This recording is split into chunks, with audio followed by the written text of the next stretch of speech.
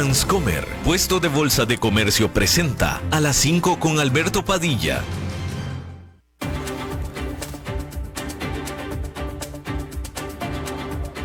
Inicia a las 5 con Alberto Padilla.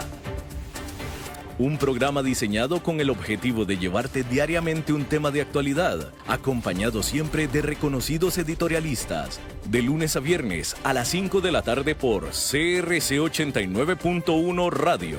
A las 5 con Alberto Padilla.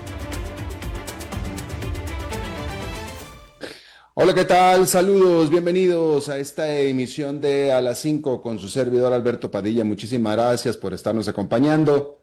Gracias por estar ahí. Le mando cálidos saludos desde la señal de CRC 89.1 Radio desde San José, Costa Rica, desde donde estamos transmitiendo hasta el punto, en el tiempo, en el espacio en el que usted nos está escuchando, porque estamos saliendo en diferentes vías simultáneamente, por ejemplo en Facebook Live, en la página de este programa, A las 5 con Alberto Padilla.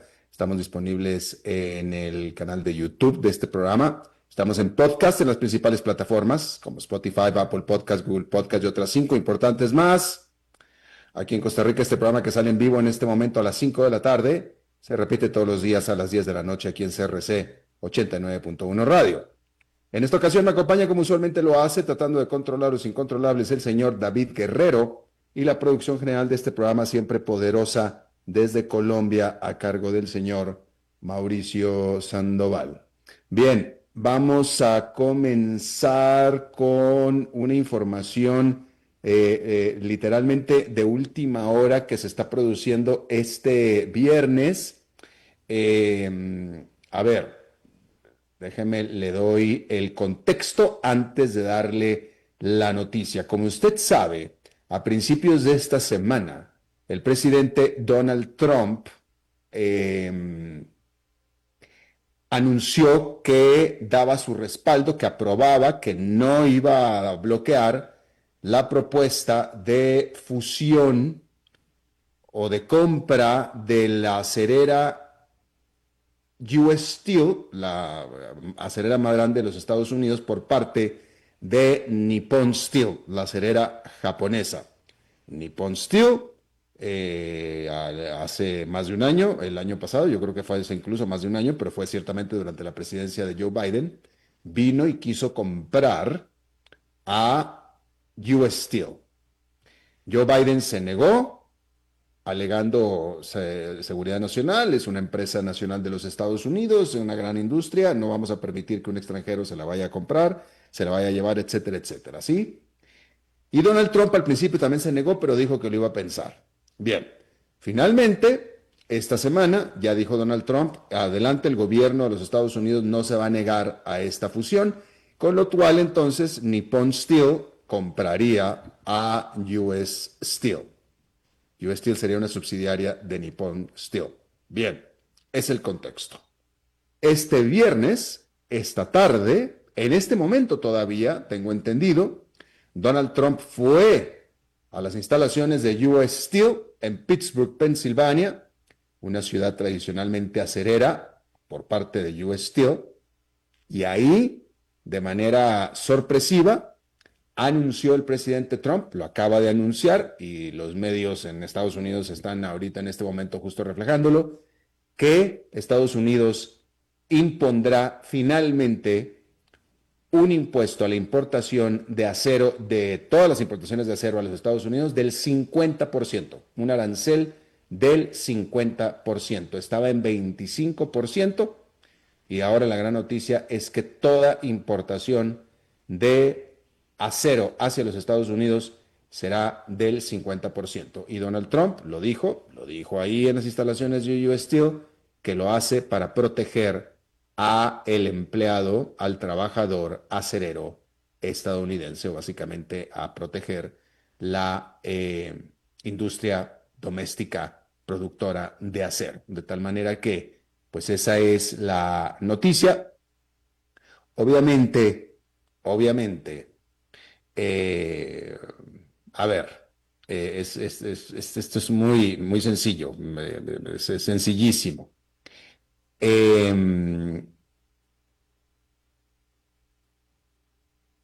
Si vamos a suponer, a ver, si actualmente, o sea lo que sea que cueste el acero actualmente en Estados Unidos, ¿sí? Ahora cuesta lo que cuesta porque se puede importar, ¿sí?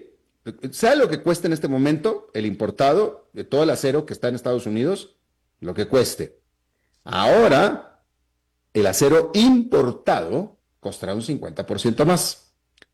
Con lo cual, los productores nacionales de Estados Unidos podrán, por tanto, por tanto, tener ese margen de 50% para colocar ellos su propio precio y estar en competencia.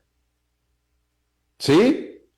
Entonces, lo que sea que cueste el acero en este momento en Estados Unidos, a partir de ya va a costar lo que los acereros de Estados Unidos quieran. Mire, se lo va a poner muy fácil, va a costar muy cerca del 50% más. Muy cerca del 50% más. Porque los acereros estadounidenses ya saben que el acero importado tendrá un arancel del 50%. O sea, entonces ellos pueden subir los precios en un 40% para poder vender 10% por debajo de lo que costará el acero importado. ¿Sí? Suena maravilloso para la industria acerera, pero es un 40% de aumento en los precios de los productos de acero. Punto, se acabó. Punto, se acabó. Eso así es. Entonces, una industria muy protegida, seguramente, pero con todo con productos mucho más caros. Y obviamente, si los productos son mucho más caros, habrá menos consumo, menos demanda por los productos de acero. Consecuentemente, si un producto es más caro, se va a comprar menos de ese producto. Y de nuevo, eso va a ser mucho más caro. Porque si el importado cuesta 50%, el doméstico lo va a aumentar hasta un 40%, y aún así va a ser 10% más barato que el importado, y el consumidor es el que va a pagar todo de todos modos. Así es que la gran noticia de última hora es precisamente que Donald Trump acaba de anunciar un arancel parejo generalizado del 50% a la importación de aceros a los Estados Unidos. Bien, ahora, decir que Donald Trump también aseguró que China violó, dijo él así, que China violó su tregua arancelaria que tenía con Estados Unidos. Aparentemente había una tregua arancelaria con Estados Unidos. Donald Trump dijo que China la violó, y más temprano el secretario del Tesoro de los Estados Unidos, Scott Bessent, dijo que las negociaciones comerciales con China se habían desplomado y sugirió, dejó ver, que el presidente Trump podría tener una llamada telefónica con el presidente de China, Xi Jinping, en las próximas semanas. Hasta ahora, el gobierno de China no se ha pronunciado a este respecto. El 12 de mayo pasado, Estados Unidos y China habían acordado suspender sus aranceles recíprocos respectivos durante 90 días. Pero ahora Donald Trump dice que China rompió esta tregua. No dio más detalles. Y bueno, por cierto, que la Suprema Corte de Justicia de los Estados Unidos le otorgó a la administración o al gobierno de Donald Trump permiso para revocar el programa que le proveía de protección legal a más de 500,000 de inmigrantes de Cuba, Haití, Nicaragua y Venezuela. La juez de la Suprema Corte de Justicia, Ketanji Brown Jackson, quien votó en contra, que fue una minoría que votó en contra, dijo que esta decisión tendría consecuencias devastadoras. Seguramente se refiere a estos ciudadanos de estos países mencionados. Esto quiere decir entonces que, obviamente, la inferencia es que estas 500,000 personas de estos países, Cuba, Haití, Nicaragua, Venezuela, pasan automáticamente a ser indocumentados o, como se les conoce en Estados Unidos, ilegales. Por tanto,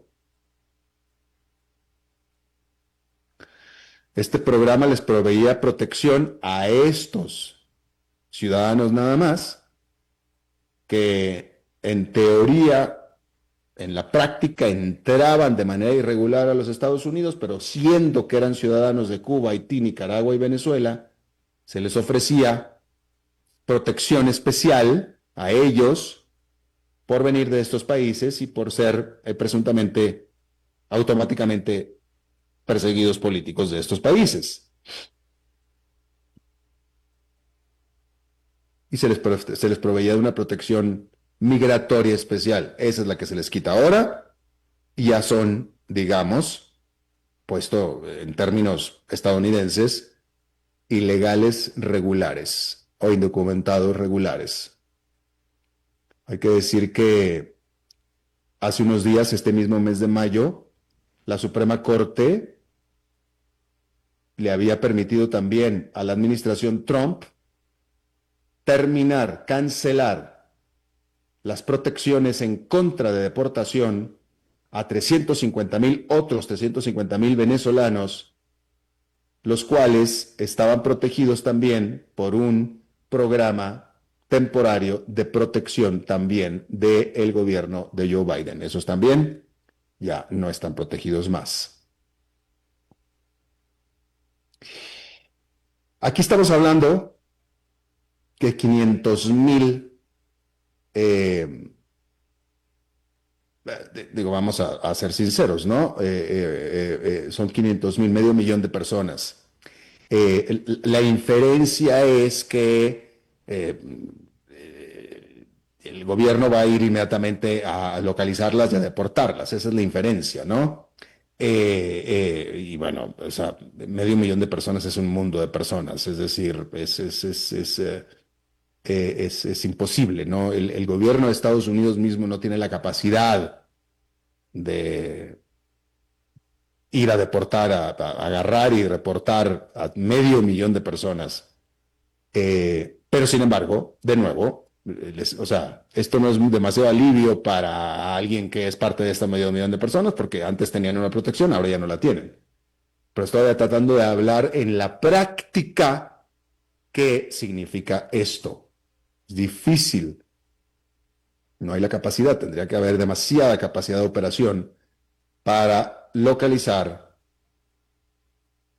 detener y deportar a medio millón de personas. A 100,000 personas sería muchísimo, muchísimo, medio millón, aún más. Bien, Israel acordó, estuvo de acuerdo con un plan de cese al fuego propuesto por los Estados Unidos, un plan de cese al fuego con Gaza, plan que está siendo revisado actualmente por Hamas, este grupo militante que gobierna a Gaza. Este viernes el presidente Donald Trump dijo que un acuerdo al respecto estaba muy cercano. Según se conoce, entre los términos de esta cese al fuego temporal, incluye una pausa en las hostilidades bélicas de 60 días y la reanudación de ayuda humanitaria a través de las agencias de las Naciones Unidas. Esto es Israel que estuvo de acuerdo a esto. La realidad es que los analistas, los observadores, piensan que Hamas probablemente no va a aceptar este acuerdo porque no incluye un compromiso para terminar la guerra. Básicamente,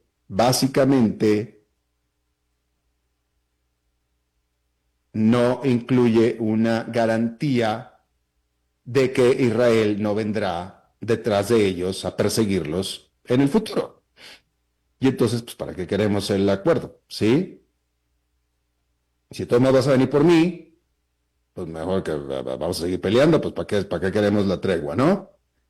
Entonces, se da por sentado que jamás probablemente va a rechazar este acuerdo. Se da por sentado. Vamos a ver, todavía no se pronuncian al respecto, pero esto es una demanda que hasta ahora ha sido no negociable por parte de Hamás.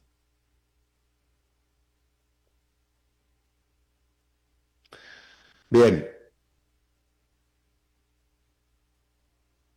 En noticias económicas hay que decir que el consumidor estadounidense disminuyó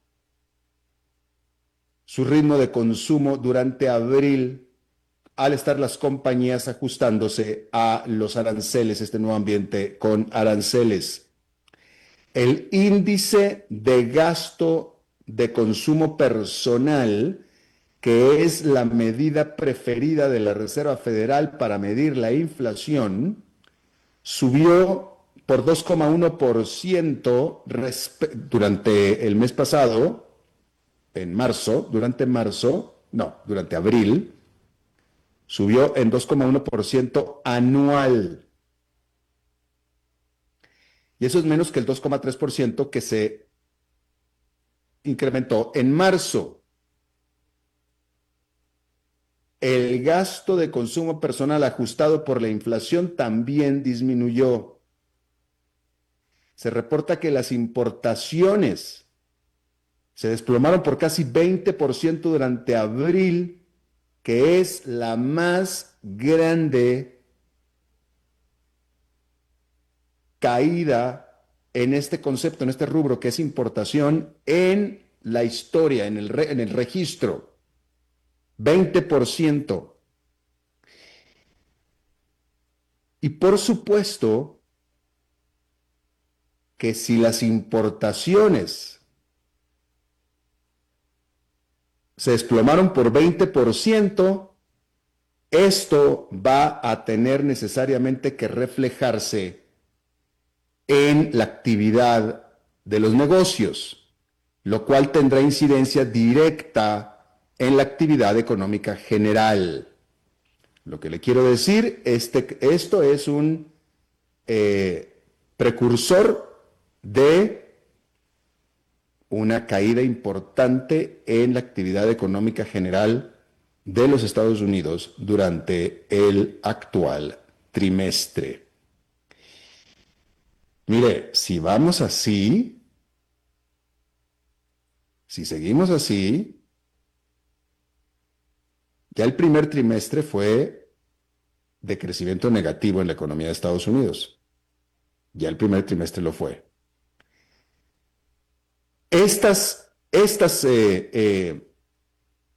datos siguen apuntando a una continuación de la disminución de la actividad económica en los Estados Unidos. Hasta ahora nada ha indicado crecimiento. Fuera de la bolsa de valores, fíjese, la bolsa de valores sí, pero ese no es un indicador de la actividad económica, obviamente. Entonces, con toda pena, literalmente con toda pena y con todo dolor, si todo esto sigue así, el actual trimestre, que termina en junio, el actual trimestre, si resulta también de crecimiento negativo, será la confirmación técnica de una recesión económica, la cual no se tenía desde la pandemia. Y aquella recesión económica fue producto precisamente de la pandemia. Inevitable. Si en estos dos trimestres, en este primer semestre del año, se tiene, bueno, a ver, al margen de lo que sea, cualquier afectación económica actual y futura en los Estados Unidos tiene una sola causa: una sola causa y una nada más. Y esa causa, usted ya sabe quién es Donald Trump y su trabajo, el trabajo de Donald Trump, ser Donald Trump, Donald Trump. Con lo cual le quiero decir que sería total, completa y absolutamente evitable. Evitable. Si se tiene una recesión, como todo parece indicar que se va a tener, es simple y sencillamente porque Donald Trump quiso. Porque él quiso. No porque se equivocó, no porque el resto del mundo se está desacelerando, no, no, simplemente él quiso, lo cual sería una pena muy grande, definitivamente. Bien, eh, esta es una nota que me llama mucho la atención. Hay que decir que un personaje, vaya, no tanto es quién, sino qué. Pero Jerry Adams era el líder del grupo Sin Fin, este grupo terrorista. ¿Usted se acuerda cuando existía el grupo separatista de Irlanda? Sí, que era el grupo Sin Fin, y este Jerry Adams era el líder.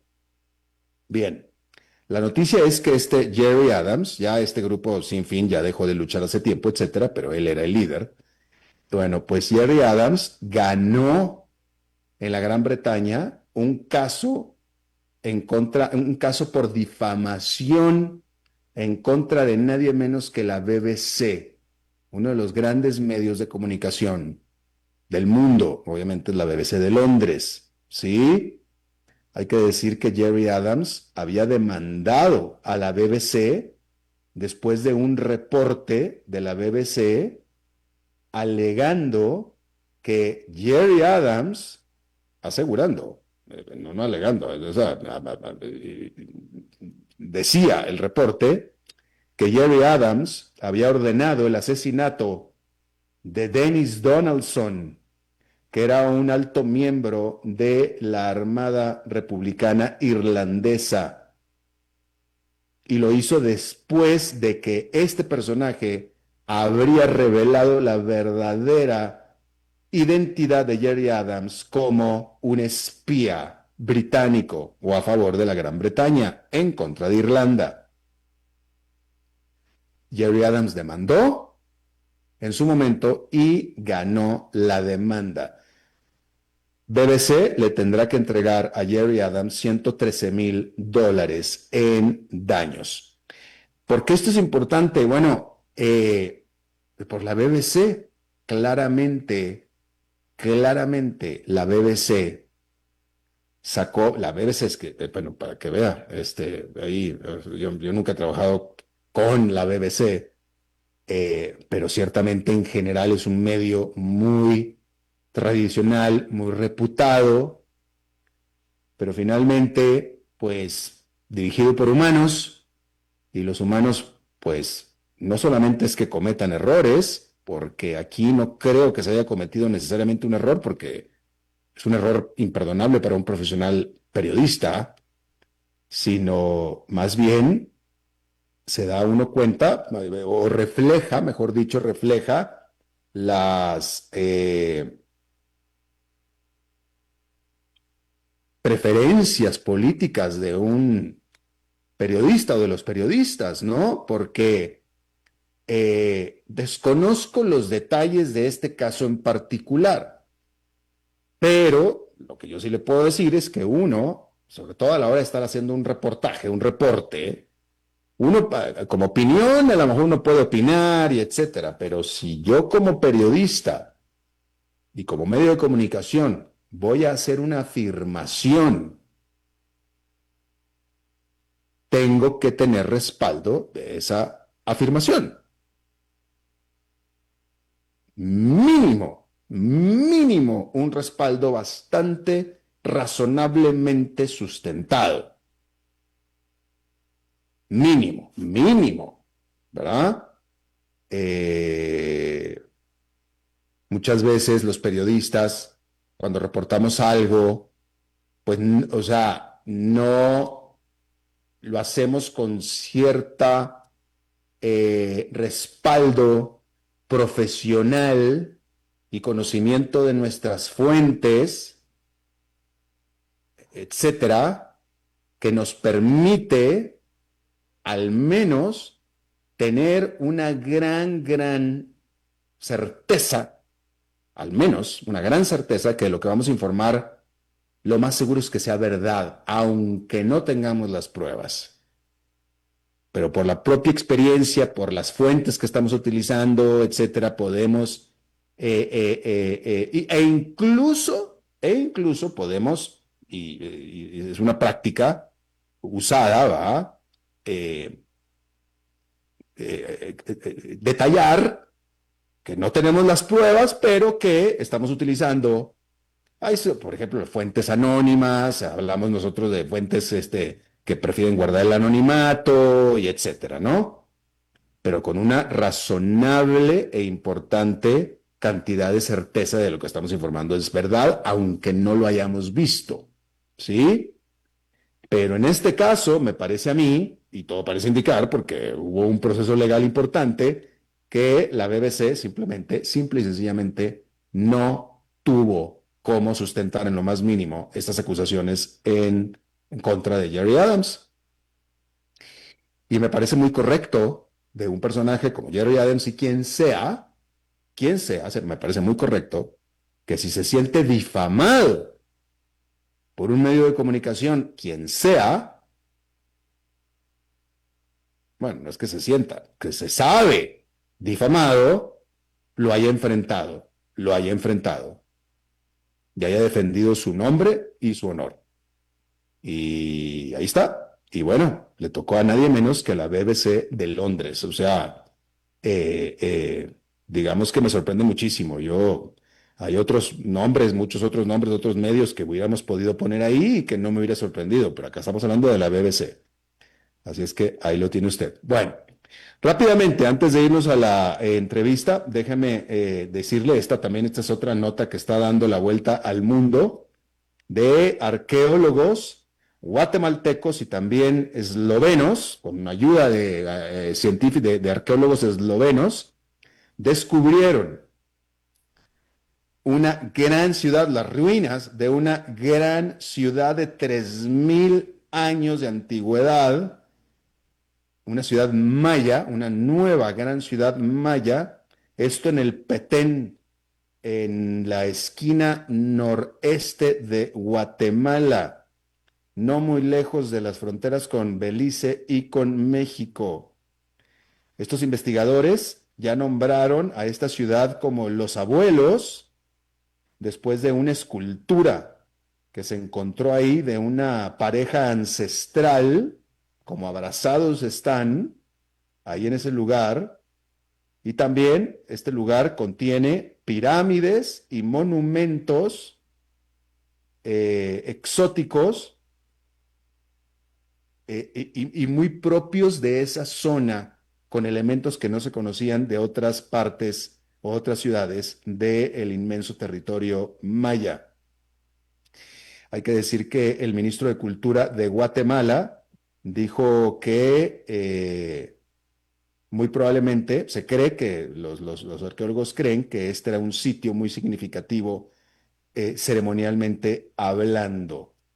Pero esto es un poquito al norte de Tikal. Si usted ha ido a Tikal, esto es un poquito al norte de Tikal, otra gran ciudad maya. Y por cierto, también recientemente, hace unos cuantos días, se informó que en esa misma zona, creo que son estos mismos arqueólogos, habían encontrado un altar, pero este altar era propio, un altar montado, un gran altar, pero era con decoraciones propias, no de los mayas, sino de Teotihuacán, que Teotihuacán es la ciudad en el centro de México, y bueno, comprobando, este altar comprobando los fuertes lazos que había entre los mayas y los habitantes de Teotihuacán.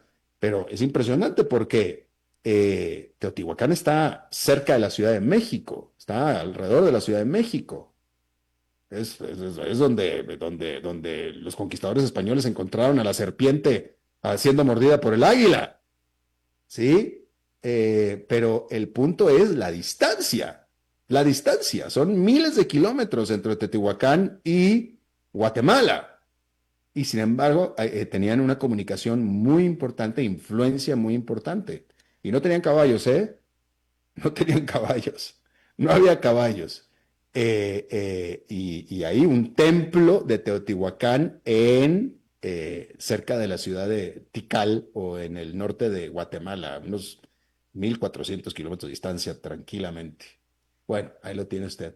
Vamos a hacer nosotros una pausa rápida y regresamos con nuestra entrevista de hoy.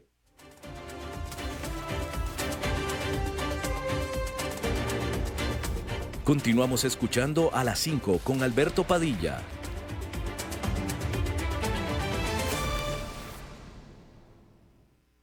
Ok, ya te has reído con nosotros, has aprendido con nosotros y nos hemos conocido más. Pero es hora de ponernos serios. El mejor momento para invertir fue hace 10 años y el segundo mejor momento para hacerlo es hoy. Entra a transcomer.com, convertite en un inversionista y transforma tu destino.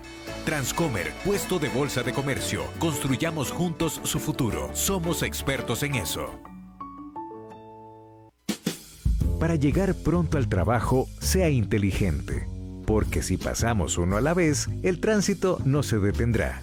Por eso, sea cortés, uno a la vez. Un mensaje de esta emisora asociada de Canara.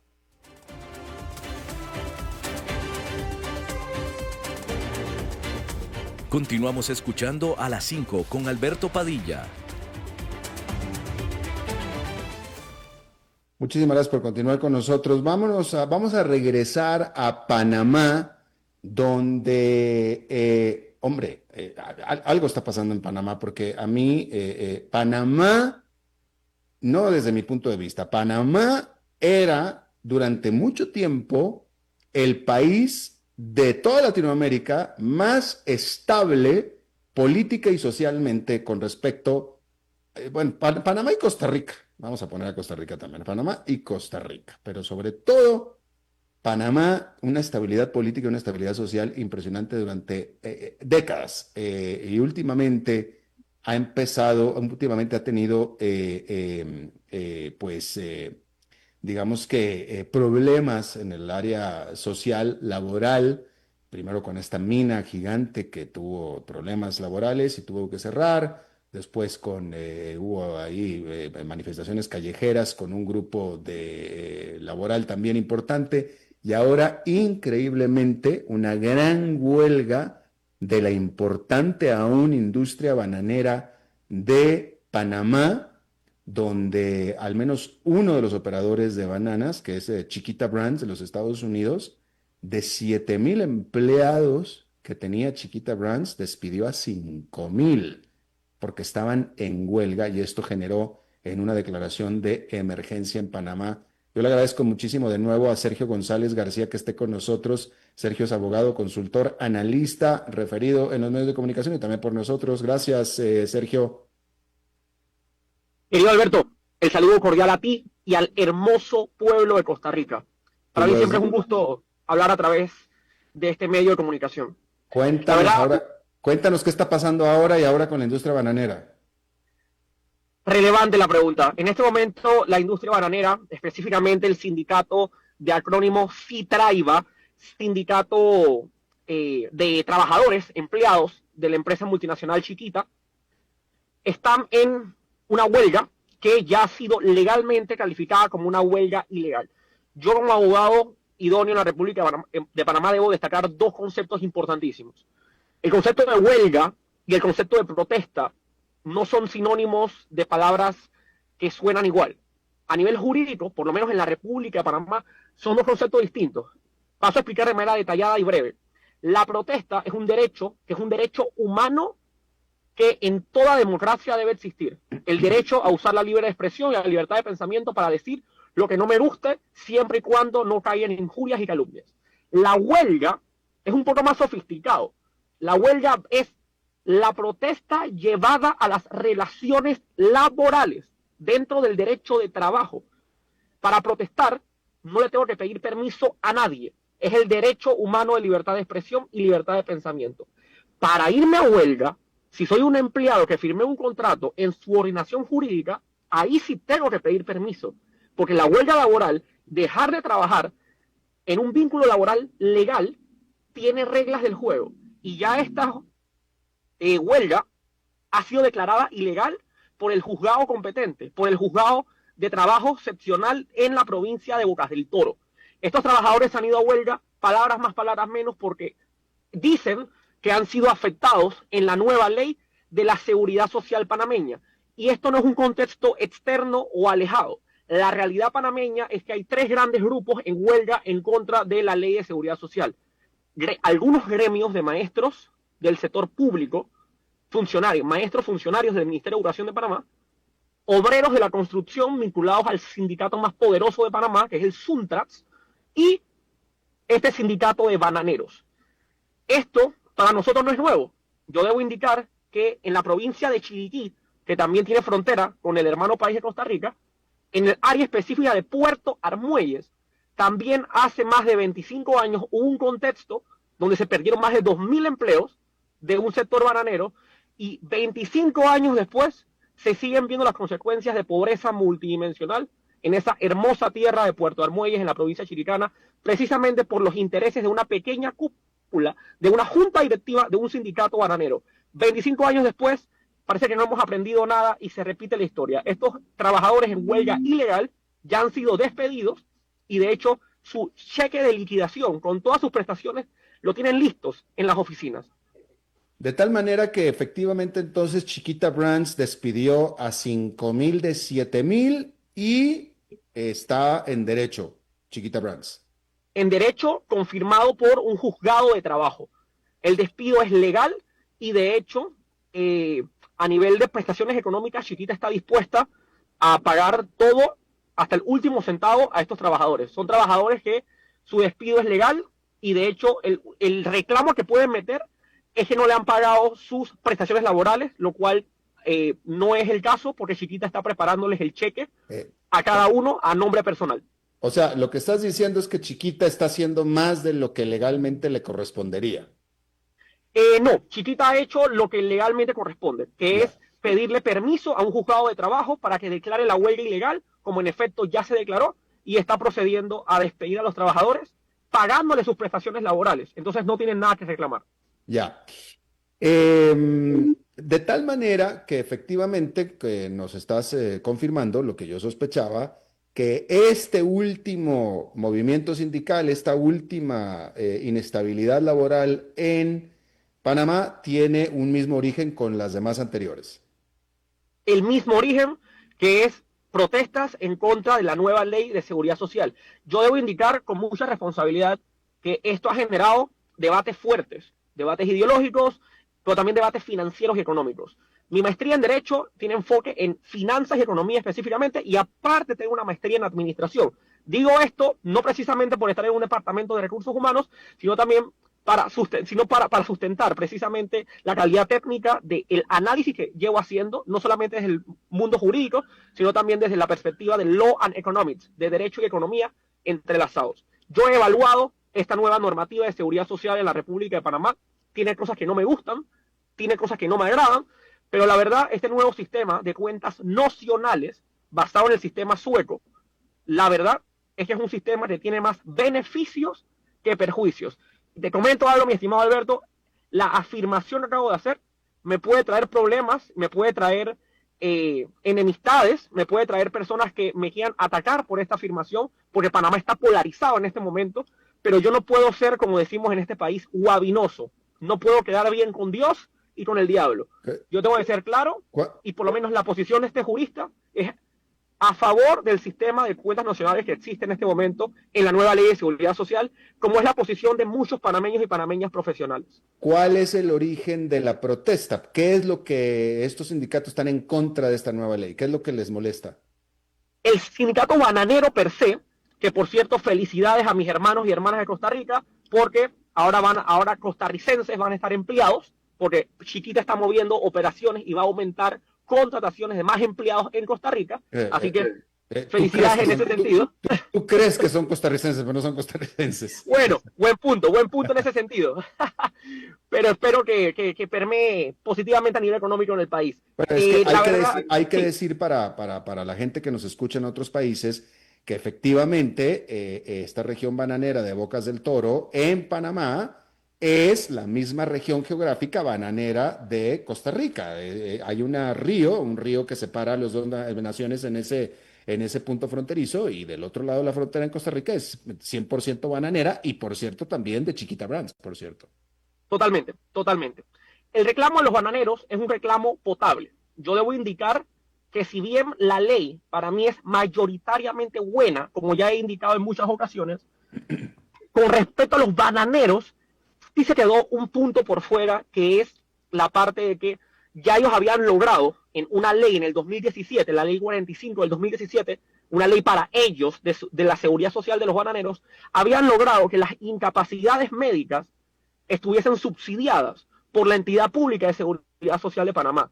Y este artículo específico sí fue un error. Este artículo puntual sí fue un error que sí los afecta a ellos. Pero es un tema de un solo artículo muy puntual que puede ser resumido en una ley de una sola página. Yo debo indicar que lo principal para estos hermanos bananeros es que su jubilación es anticipada. Las mujeres se jubilan a los 54 años y los hombres a los 58 años. Esta jubilación anticipada sí se respeta de manera íntegra en la nueva ley. El único tecnicismo que no se le respetó por una omisión o por cualquier tipo de negligencia administrativa es el tecnicismo de subsidiar las incapacidades cuando faltan al trabajo y que el Estado subsidie estas incapacidades. Por solamente este tema se han ido a huelga por más de un mes. Ya el Estado panameño aceptó este error y prometió públicamente, el presidente de la República, al cual no defiendo, ya prometió públicamente que va a presentar una ley para subsanar este artículo, uno o dos artículos.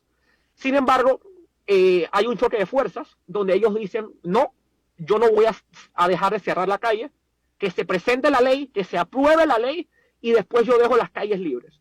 Pero hasta este momento están en huelgas no solo contra la empresa, sino contra todos los hermanos y hermanas de este país que viven en Bocas del Toro, porque hay un cierre casi total de las principales calles de Bocas del Toro.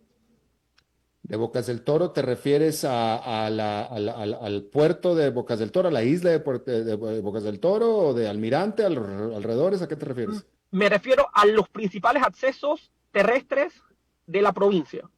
No de la parte de la isla, sino de la parte del Istmo de Panamá. Los principales accesos a toda la provincia de Bocas del Toro están tapados por ellos. ¿No se han metido con la isla punto turístico de Bocas del Toro? Dentro de la isla no, pero el turismo sí se ha afectado porque muchas personas desde Panamá sí cruzaban por las calles principales, están bloqueadas hacia estas playas, así que el que no tiene plata, el que no tiene dinero para ir en avión, sí está siendo bloqueado a nivel terrestre. Bueno, esto es terrible para los habitantes de Bocas del Toro, ¿no? 100%. ¿Se han metido con el punto fronterizo a Costa Rica? No, la verdad es que no ha habido ningún tipo de disputa o conflicto desde el punto de vista fronterizo. Ahí sí ha habido un respeto bastante positivo. Y si están en huelga, ¿qué pasa con toda esa cosecha grandísima de bananas? Bueno, la empresa, a la cual también debo indicar, tampoco defiendo, pero objetivamente parece verdad lo que ha indicado la empresa. ¿Y qué ha indicado la empresa? Bueno, la empresa ha indicado que ya lleva más de 70 millones en pérdidas. Hay banano que estaba listo para ser exportado en cajas, que se perdió, y bananos en los tallos, en las plantaciones, que también están dañándose. Entonces hay millones de dólares en pérdida. Irreversible. Y tiene que ser. Y sacarlo por Costa Rica tampoco creo que sea una opción muy viable, porque también la infraestructura de este lado tampoco es la ideal. ¿Qué sigue ahora? Ok, estos 5,000 ya están despedidos y siguen bloqueando carreteras. ¿Qué sigue ahora? Efectivamente, están totalmente despedidos. Y la verdad es que yo supongo que ellos anhelarán volver a ser recontratados. Sin embargo, a nivel legal, la empresa no tiene obligación de recontratarlos. Aquí Ellos, la verdad, Recording stopped. ellos han seguido estas luchas, pero yo debo indicar algo muy interesante. Por un lado, algunos obreros de la construcción de obras específicas que están protestando, protestan en la mañana o al mediodía y se van a trabajar e igual cobran. Los maestros y maestras que también están protestando son funcionarios que están cobrando, les han retenido su cheque a algunos, pero al final van a cobrar. Pero ellos, a diferencia de los maestros y de los obreros de obras de construcción de infraestructura, eran empleados de empresas privadas, de una empresa privada, y la verdad que no midieron la fuerza que podían ser despedidos con fundamento legal, como en efecto ya sucedió, y la verdad es que su situación no tiene vuelta atrás. A mí me duele la familia, los hijos, las hijas, y niños y niñas inocentes que han sido víctimas de esto, y sobre todo, me refiero a los hijos de estos nuevos desempleados, que tristemente no midieron las consecuencias de sus acciones. Pero no solamente es que sean nuevos desempleados, es que son gente que todas, o sea, son gente que vive ahí, que reside ahí y que ellos, sus hermanos, sus parientes, sus vecinos, todo mundo trabajaba para la empresa bananera, todo era para la bananera. Totalmente, mi estimado Alberto. Y lo que más me duele como panameño es que no son 5.000 seres humanos con una convicción unísona, sino que son empleados que tienen una subordinación no legal, sino política, con una junta directiva específica de este sindicato. Yo debo indicar, inclusive, que uno de los dirigentes de este sindicato de hace unos años atrás fue condenado recientemente por una malversación de fondos de este sindicato. Entonces, eso es lo más triste, que no es la libertad de expresión natural de estos miles de hermanos panameños, sino que son personas que están vinculadas y sometidas, debo indicarlo, a la junta directiva de este sindicato que los obliga a estar en las calles. No todos están ahí de manera espontánea y orgánica. Sergio, de manera rápida, ¿qué implica esta declaración de emergencia? La declaración de emergencia, la verdad, es más administrativa y a nivel de contratación. Implica que el Estado va a poder hacer contrataciones públicas directas para tratar de impulsar económicamente la provincia. Esto incluye la parte médica, incluye también la parte de arreglar carreteras, arreglar algunos daños causados. Si se usa bien a nivel administrativo, si se usa sin corrupción, el Estado va a poder contratar servicios para tratar de impulsar la economía en Bocas del Toro. No se trata de un tema de violar las garantías fundamentales. Este es mi análisis objetivo, repitiendo que no soy defensor de este gobierno, de hecho soy un opositor de este ejecutivo. Pero tengo que ser objetivo. Bien, Sergio González García, abogado, consultor y analista panameño, te agradezco muchísimo, como siempre, tu buena disposición a charlar con nosotros. Siempre la orden. Un abrazo a ti y al pueblo de Costa Rica. Que estén bien. Muchas gracias, igualmente para ustedes. Bien, siendo viernes, siendo fin de semana, vamos a cerrar cambiando de tono. Vamos a hablar de bienestar alternativo y el segmento de nuestra querida Mafa Moya. Mafa. Feliz viernes, querido Alberto, Mauricio en los controles y como siempre un caluroso cariño para ustedes los oyentes. Bienvenidos a este espacio de reflexión e inspiración de bienestar alternativo. Hoy quiero hablarles de un tema que es fascinante para todos los que trabajamos en el mundo corporativo, pero también aquellos que están empezando sus negocios, inclusive en las personas que están en casa, porque todos tenemos que ver con esto que se llama liderazgo. Pero hoy no les voy a hablar del liderazgo que vemos en estos titulares o ese liderazgo que a veces imaginamos como el perfecto, sino un liderazgo real que nace desde nuestro interior y se proyecta hacia los demás, transformando no solo proyectos y equipos, sino vidas enteras. Ese es el verdadero liderazgo del que quiero hablar y quiero hablarles de algunas habilidades en esencia que pueden ser disruptivas y que desafían lo convencional, nos sacan de nuestra zona de confort y nos impulsan a ser la mejor versión de nosotros mismos. Ese es el liderazgo que me encanta. Y lo voy a centrar en 7 habilidades denominadas como las que podemos generar para ese rumbo y cambio de nuestra proyección y nuestra influencia en esas personas. Y creo que la primera es una de las más difíciles. La primera se trata de escuchar sin interrumpir. Qué simple suena, pero qué complicado es a veces en un mundo lleno de ruido y de prisa por responder y de egos en donde creemos tener siempre la razón, detenernos y permitir que la otra persona termine su idea, a veces suena como un acto difícil, pero es un acto de profundo respeto y es una puerta al aprendizaje genuino. Cuando realmente escuchamos, nos abrimos a un mundo de nuevas perspectivas y hacemos que el otro se sienta valorado. ¿Cuántas oportunidades hemos perdido por no haber escuchado de verdad? A veces lo hacemos como en piloto automático y no nos damos cuenta lo incómodo que puede ser no dejar hablar a las otras personas. Y ligada a esa humildad de escuchar está la segunda habilidad, que es administrar nuestros errores. A muchos nos cuesta, pero es muy importante tener la valentía de reconocer cuando nos equivocamos y de poder decir me equivoqué. Y equivocarnos no nos hace débiles, nos hace humanos y nos hace creíbles, porque a veces desde los errores salen excelentes experiencias que nos abren a nuevas oportunidades. Demostrar que aceptar que nos equivocamos nos permite entender que estamos en un proceso de crecimiento y que el equipo está por encima de tu ego. Es un pilar de confianza inquebrantable y creo que es de los actos más humildes y más reales que el liderazgo debe tener. En tercer lugar, diría, y esto es pura energía positiva, es dar crédito. Qué importante reconocer los logros de tu equipo, de tu familia, de tus amigos, de tu entorno, de tus colegas, de tus seres que más amas, y a veces lo hacemos siempre en algunas áreas pero en otras no. Compartir el éxito y motivar a quienes nos rodean es parte fundamental de ser un líder. Cuando aplaudimos el esfuerzo ajeno, no solo estamos siendo justos, sino que estamos construyendo un ambiente donde todos quieren brillar, sabiendo que su luz será reconocida. La generosidad es el reconocimiento que se convierte como en un motor imparable para el éxito de los equipos. Y así como es importante tener esa energía positiva de dar crédito, la cuarta habilidad sería el verdadero desafío en la era de la información: decir sin sobrepensar. ¿Cuántas veces nos hemos paralizado por buscar la perfección inalcanzable? El liderazgo no espera por el escenario ideal.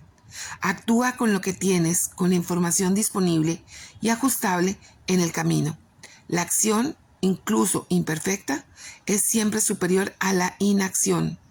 Confía en tu instinto y da el paso y permítete que la experiencia te guíe, porque a veces ese liderazgo se para porque creemos que si no es perfecto no lo podemos lanzar o hacer. Así que suelta, fluye, confía en esa intuición para poderle dar paso a lo que tiene que darse de manera espontánea y genuina. La quinta es fundamental para cualquier crecimiento: la retroalimentación honesta. Es la brújula que nos ayuda a mejorar, dar y recibir comentarios constructivos, sin rodeos, pero siempre con respeto y con el objetivo de ayudar. Eso sí, ese es el regalo más valioso que podemos dar a alguien que queremos y que quiere crecer, y el regalo que debemos estar dispuestos a recibir si queremos evolucionar. Y la sexta habilidad es un verdadero escudo protector de nuestra agenda: aprender a decir no. Parece simple, ¿verdad? Pero conozco a muchos líderes que les cuesta aprender a tener sanos límites y sanos equilibrios. Pero la verdad es que decir no a la distracción, no a las peticiones que no sean o que no estén alineadas a las prioridades o a la agenda, a veces es muy importante. Y saber que eso nos desvía de un propósito cuando estamos diciéndole sí a todo, o sí simplemente por demostrar que podemos todo, autoexigiéndonos cosas que realmente se salen de contexto. No es egoísmo, es autoliderazgo, es proteger tu tiempo, tu energía, tu enfoque para lo que realmente importa. Decir no es decir sí a tu visión. Y finalmente, y no menos importante, la columna vertebral de todo, la comunicación efectiva. Ese es la mejor habilidad de liderazgo: no solo saber hablar en público, sino saber escuchar, saber articular tus ideas con claridad, inspirar y conectar. En el puente que une todas las habilidades anteriores es la voz, la comunicación. Un líder efectivo no solo tiene una visión, sino que sabe cómo comunicarla para que otros la abracen y la hagan suyo. Así que, queridos oyentes, estas 7 habilidades no son solo para grandes líderes, en grandes corporaciones, son para nosotros, en nuestra familia, en nuestra comunidad, en nuestro diario vivir. Son para nuestros proyectos personales, son la herramienta para construir una mejor versión de nosotros mismos y para impactar, obviamente, positivamente al mundo que nos rodea. Así que los invito a reflexionar sobre estas habilidades y observar cuáles están cultivando ustedes. La capacidad de influir e inspirar nos corresponde a cada uno y estas habilidades disruptivas pueden experimentar un mayor crecimiento en tu liderazgo para que no tenga límites. Feliz fin de semana, los abrazo. Igualmente para ti un abrazo, Mafa Moya, muchísimas gracias. Sigan a Mafa Moya en sus redes, @Mafa Moya con Y, @Mafa Moya, Bienestar Alternativo. Y bueno, eso es todo lo que tenemos por esta emisión y por esta semana de A las 5 con su servidor Alberto Padilla. Muchísimas gracias por habernos acompañado. Espero que termine este día en buena nota, en buen tono, que tenga un excelente fin de semana y nosotros nos reencontramos aquí en la próxima. Que la pase muy bien. A las 5 con Alberto Padilla fue traído a ustedes